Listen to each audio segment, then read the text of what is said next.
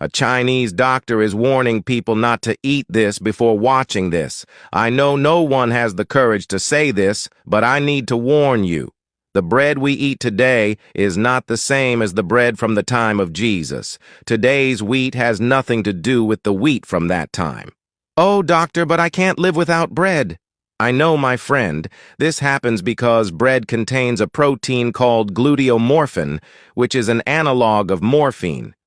That's why it's so difficult to change our eating habits. This gluteomorphin can bypass our nervous system, reach the brain, and stimulate the production of another substance called exorphin, which generates a great feeling of pleasure in our bodies.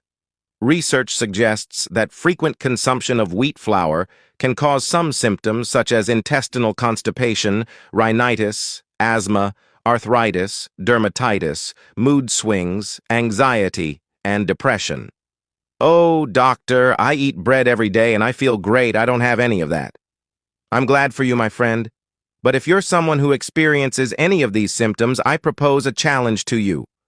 Go 15 days without consuming wheat flour and see the result in your body.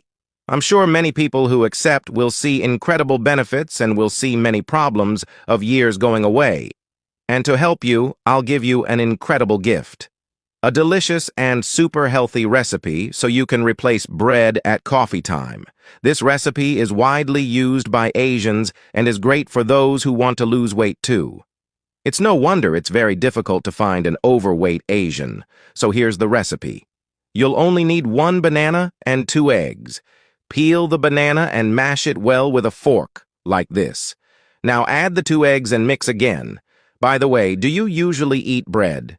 How many do you usually eat? 1, 2, 5, 8? Do you experience any of these symptoms mentioned in the video?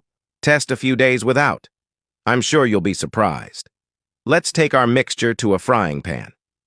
In mine, I put a drizzle of olive oil to grease it.